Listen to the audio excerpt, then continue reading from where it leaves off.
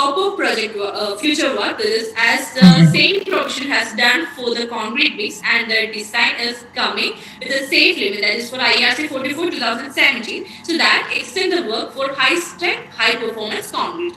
Work can be done by changing the material or flexible pavement components. The present study has done for static analysis case. The work can be extended in future for the dynamic analysis for giving better behavior of pavement system. These are my references, and thank you for your attention. Thank you, Ms. Nima Subbu. It was a good presentation. Ma'am, I will say. Hello. Hello, Nima. Hello, ma'am. Hello. Hello. Hello. It was hello. Hello. I'm not audible. Hello. 1 minute, ma'am. Hello. Hello. Hello. You are audible to me. I'm not audible to you. Yes, both are audible to us. Hello. Hello. Can you hear me? Continue. Okay. Nima, in your methodology, you said that you will be selecting the thickness of slab. You have to select a tentative design thickness for the slab. What criteria you will be using for selecting that thickness? And also, I have seen that in Westergaard's you have used a certain set of thickness for the slab, whereas you have selected two more thicknesses than in Westergaard. How do you select those thicknesses? No, ma'am. In other cases, I selected from 270 until 75 thickness for all. No, 30 and 50 were also there. No, ma'am. Yes, it is there. You please check in your paper. And also, so what is how will you that you will simply take from what is that in Westergaard? That design thickness for the slab, tentative design thickness for the slab. You will simply select what is given in Westergaard. Yeah, same. That's it. Okay. But two additionals were also there. Please check it. And also, how to calculate the residual available strength of concrete for supporting traffic codes. Excuse me, ma'am? How to calculate the residual available strength of concrete for supporting traffic loads. I'm not aware of that, ma'am. I don't know. There is a statement there. You have calculated the residual available strength. So I ask that question. Okay, ma'am. And one or two sentences are there in your paper, like finite element analysis has been created using ANSYS. That is wrong. Yeah. Finite element analysis can be carried out using ANSYS. Okay. Okay, ma'am. Then one more thing, the stresses have been modeled using ANSYS. We cannot model stresses. We can only model a structure. Okay, ma'am. So you may have to correct for your further report and all. And also let me know, you have no more further details regarding your finite element model you have presented. What was the boundary conditions you have used for slab? I take the boundary conditions as that is in x direction. It is x direction bottom node of concrete slab is fixed in y direction, that is u is equal to 0. No. By looking into that, I couldn't get you. What do you meant by those boundary conditions? That's why I asked. Is ux and uy it's taken to be? No, I don't know which is x direction and which is y direction. For unless and otherwise I was shown a figure. So please explain if there is a flat pavement slab, where you have arrested which motion or what type of display. Is it from the ANSYS figure, ma'am? No. I'm just asking generally. Before doing that modeling, you should be aware of which is the displacement you have to arrest and which you should allow. So just tell me which are the boundary conditions you have assumed. Yes, I assume that x direction bottom node of concrete slab is taken to Okay, be. I don't know which is your x direction. It's the horizontal direction. I taken that. So okay, horizontal direction. Then From that, I started constructing using this, developed using how many the. directions do you have taken? X direction and y direction alone. No, z direction also. It's a 3D Uh, view. so is the direction in which direction? Thickness direction. Yeah. Okay, then. So in x direction, which are the displacements you have arrested? Um,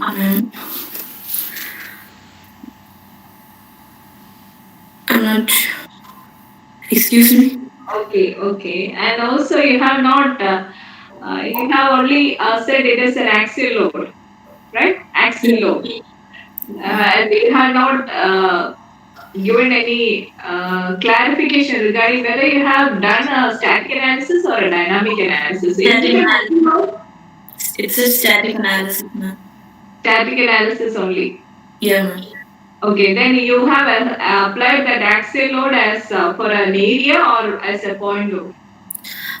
In finite element method, I use it for the stretch, the whole stretch, and in the Western method, it's just a single equation. I didn't get you. I didn't get you. In finite element method, you have Uh, applied it. that's the difference. That's why we selected finite element method as the best. That is, here in finite element method, we can find the whole stretch. That is, whole stretch can be find out you. But Using I am not agree with your statement regarding Westergaard's equation, which you made the statement that it is only for a particular point with respect to a particular equation. May not be true. They might have considered an area only. yeah. Okay, anyway, but in finite element method, my question is how you have applied that load. Selected a stretch of points and How you have selected stretch of points. That's what I asked. Whether you have applied that load as over an area or as a point load. Because you have not mentioned where you have applied the load or and all in your report. I mean, in your paper. Now you have presented it. yeah, and I applied it for several points at Several points simply you cannot select based on some criteria only you can select those points. And also regarding the edge, where you have applied the edge, if you are applying it as a point load, at the edge where you will be applying, whether it is at the midpoint of the edge or at some other location. midpoint. It's midpoint of the selected points. So you have to be clear about all those things, otherwise you cannot say that what you have done is correct. Okay, ma'am. I will recheck all those things. Okay, and which are the elements you have used for modeling that slab? In this analysis, I use the conditions like load pressure, center to center distance, clear spacing, tire. Elements only I asked. Simply say which element you have used to model that slab. I don't get you correctly. Okay. Then that's all from my side. Over to Arun. Okay. Nima, was this done by you or you got it done by somebody else? No, sir. Actually, I do a part of this in my BTech group project, and then I modified it to into my mini project in my MTech. MTech. Okay, Doing good. my second year in PG. So it's my Right. Just I was just wondering why. I mean, when teacher was asking which element was used, you were bit getting confused. That's why I asked. Okay, leave it. Only two quick questions. One, have you modeled the subgrade for this one? I am sir. Sub like the I just created that pavement thickness and then the answers. I used that for answers. I just created the pavement Pavement thickness means the white topping part alone or the flexible pavement beneath that one. That part like also was modeled? white topping part only. Only. Okay, that's why I asked. In your paper, you have regarding the boundary conditions, the subgrade total fixed in all directions. Some statements were there written like that. Okay, so if you are modeling that slab part alone, then it's going to be a different ball game because your subgrade is a flexible one, and you are working with a very thin or flexible slab system, which is going to be deformable. Understand? So for such a system, if you don't model the subgrade, then the results will be totally off. I don't understand how it could be compared with your Westergaard's equations as well. And maybe you can check it later. Okay, no? Just give a thought over that because you are in the process of working around, so you can modify. In fact, this is the process or the purpose of presenting in a conference. You take suggestions, rectify your errors, proceed further. All right. Good luck. Over to desk. Thank you. Thank you, sir. Thank you, ma'am.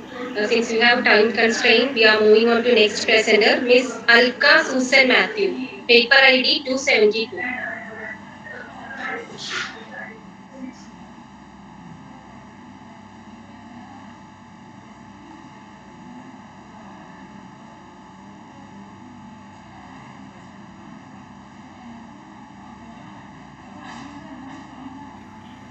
Thank you everyone for being here. My name is Alka Susan Matthew, co-author Mr. G.P. Mohan, Department of Civil Engineering, Srivita College of Engineering, Alapura, Kerala, India. Today, I am here for the presentation on the topic Analysis of Tall Chimney with Pile Rack Foundation under Windlord using ANSYS. First of all, what is a chimney? Chimney is a very important structure in any industry and are used to discharge pollutants to higher atmosphere. The chimney elevation is from 100 meters to more than 400 meters due to the high demand of pollution control. Chimneys have unique geometrical features of slender dimensions and tapering geometry, and so the analysis of design of such kinds of structures should be treated separately from other forms of tower structures. The dynamic wind effects of chimneys are predicted by analytical procedures, but they are somewhat very complicated and time-consuming, and it requires specialized softwares like ANSYS. So ANSYS is a three-dimensional design and simulation software which is very helpful in solving engineering problems nowadays. We have provided pile rack foundation for the chimney model prepare because it improves the ultimate load carrying capacity as well as the settlement of rack. Pile foundation is very helpful in transferring of load through weak compressible strata or water onto stronger, more compact, less compressible and stiffer soil. The addition of pile to raft increases the effective size of the foundation and also it is very helpful in resisting the horizontal loads. This study helps to find out the effectiveness of stiffener as wind load resisting system in chimneys. Basically, there are two main objectives for the study. The first one is to analyze the deflection of tall chimneys subjected to wind load using the ANSYS software, and the second one is to compare the deflection of chimneys due to wind load with and without stiffeners using ANSYS. Moving on to the methodology, the first one is literature review. The second one is model preparation and validation of the frequency in chimney using ANSYS. The models are prepared as per the dimensions given in the journal. And in validation, it has been carried out by comparing the results available in the literature. In validation, we check whether the present results are in good agreement with the already established results. Then the analysis of chimney without stiffeners under wind load using ANSYS were carried out, and the analysis of chimney provided with stiffeners under wind load using ANSYS were carried out, and finally, the comparison of both the test results were done. Moving on to each of the steps in detail, the first one is model preparation and validation. For that, a 100-meter tall chimney is validated using modal system with height to base diameter ratio 7, base diameter 14.5, top diameter 8 meter, base thickness 0.5 meters, and top thickness of 0.2 meters.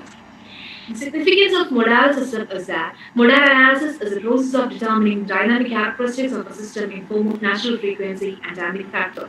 It determines the vibrational characteristics of a system or a structure. For the validation, we have used the element type of solid 65. It is used because It is having 8 knots in 3 degrees of freedom. And the solid is capable of cracking in tension as well as the crushing in compression. So it is an element type that is available in the ANSYS element library itself. The natural frequency that is obtained from the analysis of the chimney model using ANSYS is 1.333 Hz. And the figure 1 shows chimney with a pile wrap foundation.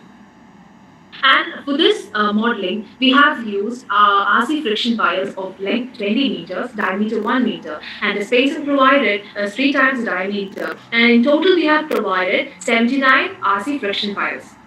For the soil strata considered, the diameter provided is 35 meters and a height of 30 meters. The value of frequency for 100-meter chimney in the journal is 1.339 Hz. So we can understand that the error percentage is 0.004%. It is in accordance with the work done by B.R. Jayalakshmi and others in 2015, and hence the model is validated. Figure 2 shows the total deformation in chimney. Moving on to the next step, that is a wind load analysis of chimney without stiffeners. A 200-meter chimney is modeled with height to base diameter ratio of 7, base diameter 29 meters, top diameter 17.4 meters, base thickness 0.82 meters, and top thickness of 0.35 meters. After creating the model and mesh structure of the chimney, the boundary conditions and wind velocities are defined. So then what we do in this analysis is that the model created is imported from modality fluid flow analysis tool in ANSYS where the wind is allowed to hit the chimney. We give wind speed here, and when the wind hits the chimney, a pressure is developed in the chimney. And when we analyze the chimney in static structural analysis tool, the pressure developed acts as the load here. And for the provided mesh structure, we have given a size of 50 mm. The chimney is then subjected to wind load of velocity 39 meters per second. Figure 3 shows a model of 200 millimeters tall chimney, and figure 4 shows the mesh structure of 200 meter chimney. As I have told earlier, the mesh size of the 200-meter tall chimney is 50 mm because it's not too fine and not too coarse. And when the mesh size is too fine, it will take more time for the analysis, and if it is too coarse, then the result will not be accurate. So once we apply the boundary conditions and the pressure load at the model, it is ready for the solution to obtain the deflection. So maximum deflection occurred at the top of the chimney, as we can see in the figure 6. As we have discussed earlier, in static structural, we do not provide or apply any external load, and here we can give the wind load applied above the fluid flow by using import load option. So the pressure is developed due to the wind load it gets imported to the static structural, and the chimney is the pressure gets developed, and the imported pressure on the chimney is shown in figure 5. So the figure sheet 6 shows the deflection in the chimney, in which the maximum deflection is shown in the topmost part of the chimney with a value of 17.951 millimeters, and the deflection is the least in the bottommost part of the chimney, and its value is of course 0. And we can see that as the height increases, the deflection or the deformation is also increasing in the chimney. The wind load analysis of chimney provided with stiffeners. So why do we provide stiffeners in our chimney, or what is the need of stiffeners in the current scenario? Stiffeners are provided in the chimney because in the present world, the demand for structures with high stiffness is increasing day by day. So one of the ways to deal with it is by using the stiffeners. It increases the overall stiffness of the system, enhances its load carrying capacity as well as the stability characteristics. So here we have provided a 6 horizontal and vertical stiffener combinations to the 200-meter tall chimney. We have used link 180 for the stiffeners. So link 180 is the best for the stiffeners and reinforcement. It is a tension compression element with 3 degrees of freedom at each node in XYZ directions. The cross-section of stiffener provided is 0.6 by 0.6 meters. The vertical stiffness is provided for 200-meter length, and the same wind load is then applied and the deflections are studied. The figure 7 shows a model of 200-meter chimney. Figure 8 shows the mesh structure of 200-meter chimney provided with stiffeners. As I have said earlier, 50 mm is the mesh size given for the chimney, and 20 mm is the mesh size given for the stiffeners. Figure 9 shows the bonded contact between the chimney and the stiffener. So we have provided bonded contact here because bonded connection provides a welded effect in fact. So other contacts like frictionless and all are available, but they are mostly provided for meshing components and all. So in order to provide a welding effect, we have used bonded contact here. And the figure 10 shows total deformation in the chimney with stiffeners, as we have discussed earlier. And when the wind load is applied, the pressure gets developed. And as a result, there is a deformation that is occurred in the chimney. The most deformation or the highest amount of deformation is seen in the topmost part of the chimney, indicated by red color, and its value is 7.88 millimeters. And similar to the previous case, the least deformation is seen in the bottommost part of the chimney, indicated by blue color, and its value is 0. So this table shows a comparison of test results, that is, the comparison of the results obtained from chimney without stiffener and chimney with stiffener subjected to wind load. So the maximum deflection occurred in the first case is 17.95 millimeters, and the second case is 7.88 millimeters. Here, from the analysis, it is seen that the maximum deflection in chimney has reduced from 17.95 millimeters to 7.88 millimeters when provided with the stiffeners. Stiffeners attached to the chimney stiffen them against the outer plane deformation. Actually, that is the function of the stiffener. So that is why stiffeners are provided for this chimney. Hence, stiffeners are found to be useful in chimney for reducing the deflection due to wind loads. So here in this study, we have compared chimney with and without providing stiffeners subjected to wind load using the answer so far. So the maximum deflection occurred at the topmost part of the chimney in both the cases, and with the provision of horizontal and vertical stiffeners, the maximum deflection in the chimney with the application of wind load has reduced considerably. So these are the conclusions. These are the references. Thank you. Thank you, Miss Alka Susan Matthew. Ma'am. Hello, Alka. Hello, ma'am. Hello. You are doing your UG studies or PG studies? I'm doing PG. You are doing PG. Okay. This is a mini project. Oh, okay. Okay.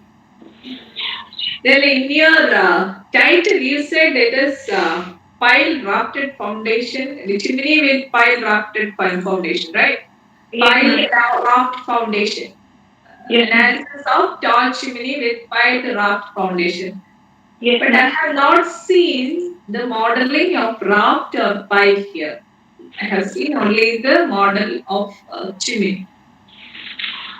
Ma'am, pile craft foundation was provided for validation, and it was saying that there was no effect of vibration or wind on the pile craft foundation, so it was removed for doing the modeling for rest of the analysis. Okay. Okay. Then my second question. Already we have established we do design chimney with stiffness only, normal design. Then why you have conducted without stiffness also? That is already proven. Ma'am, I just wanted to check how much deformation can be controlled by using stiffeners for the chimney with same dimensions and all. Okay. Yeah. Then again, you said that you have used solid elements for modeling chimney. Being a very thin structure, why you gone for solid element? Ma'am, I've used solid 65 for the chimney, and this is an element type available in the ANSYS element library itself, and it is having 8 knots and 3 degrees of freedom. And also, the solid is capable of cracking in tension, crushing in compression. So that is why I've used it here. Why you want to crush or break? No, in case if such kind of loads come to this kind of structure, just wanted to make sure that it is capable of resisting it. So that is why. For a thin structure, thin walled structure, solid elements are not recommended for a better representation of its behavior. Okay. Okay. Okay. Okay, you may consider that in your further studies. And again, you have not considered, I feel that you have not considered the vortex effect. No, ma'am. You have not, but it should be considered. Okay, ma'am. Okay. Over to Arun. So maybe we can wind up. Just one comment, Alka. Since you have from your paper, I see like you have modeled your piles, but not the subgrade. Okay, the soil has been modeled. Okay, so we don't know what boundary conditions you have used and all. So generally, in that particular case, we take that chimney to be fixed at the foundation level or the mat level. Okay. Yes, sir. And out of curiosity, since this paper was of Jayarashmi teacher, Prithishna teacher, if you remember, she is from NIT Suratkal. Yes.